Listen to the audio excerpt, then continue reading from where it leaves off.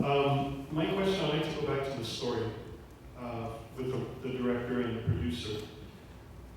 I think Castro came in 1959, and this lift of children started in 1960 for a couple of years. It's a huge endeavor.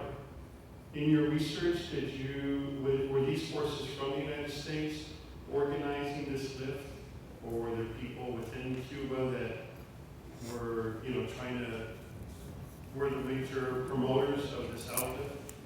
What can you tell us about that story? And then the second part would be, the regime hasn't changed in Cuba in 50 years.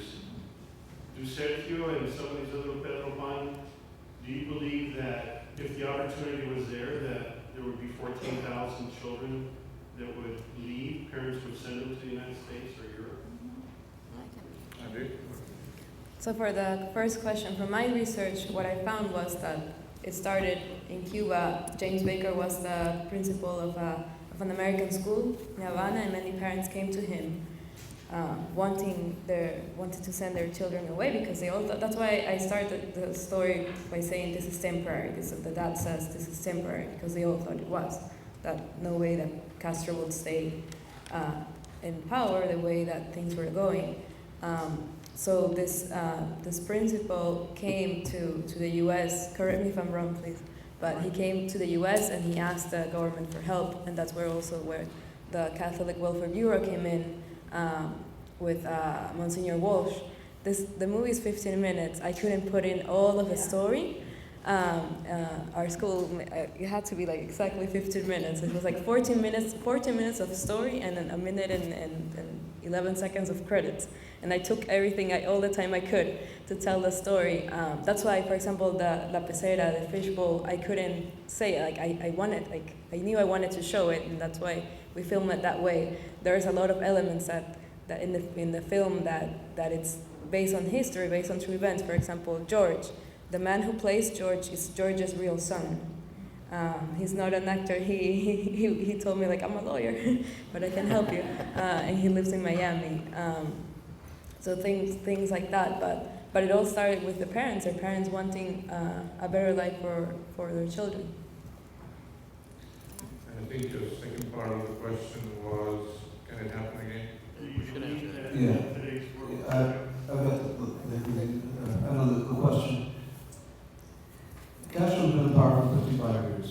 What we didn't know then, that we've since learned, is that every few years he would essentially activate an escape valve. He'd release pressure by releasing people.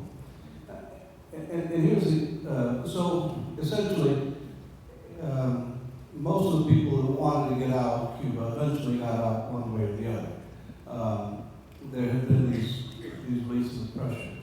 The important thing I think to remember about that is this. He's releasing people from leaving his own country when he wants to. All countries have border guards to keep outsiders from coming in. In totalitarian countries, the border guards are to keep people inside. Essentially, the country is a jail. But it's a jail where he's very intelligently, at different intervals, let anyone who could be a threat, so the educated, the religious, the ones that aren't willing to go along with the slave labor, essentially, he's let them go. But in 1961, 62, nobody knew. When will they let you go? How do you get out? So again, I know it's been said before, but the big takeaway for most of the Pedro Panes that I've spoken to is what courage it took for our parents to do what they did, and what a sacrifice. And to the previous question, could we do it? I don't think any of us really knows. You hope like hell never to be tested, and you would hope that you'd have that courage. I don't know if I had the courage that my parents did. That's great. Yeah, sure. I think sometimes we miss the thing that our parents wanted freedom. They wanted us out of there because we were actually going to be slaves for the government. We were either going to be sent to Russia or we were either going to be sent to camps. So we became like the militia children. We were trying to be indoctrinated to speak and say things of what our parents were doing.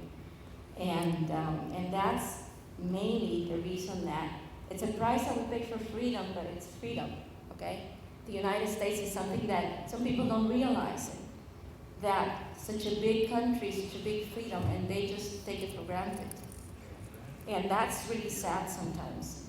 And another thing is that, as Sergio was saying, is Castro's a very, very smart guy, okay? You have to understand that there were 14,048 kids, actually, that's the number, that came out in almost 2 years, basically, period of 2 years. In that time, think about it, these parents were the ones that were, the revolution was from these parents, from these children. So what's the best way to turn the cheek, turn the face the other way and let these kids out? So now your parents are thinking, my kid is out there, I have to worry about him, forget the revolution. I have to figure out how I can live the island. What's my way, what's my best way to go and reunite? And that's something that it's missed a lot because they figure, why would a parent put a child on a plane and just go? Well, I'm a parent, and I think that I hope that I don't have to make that decision, but if I have to see my children go and be free, I would do it in a heartbeat. I think it's kind of like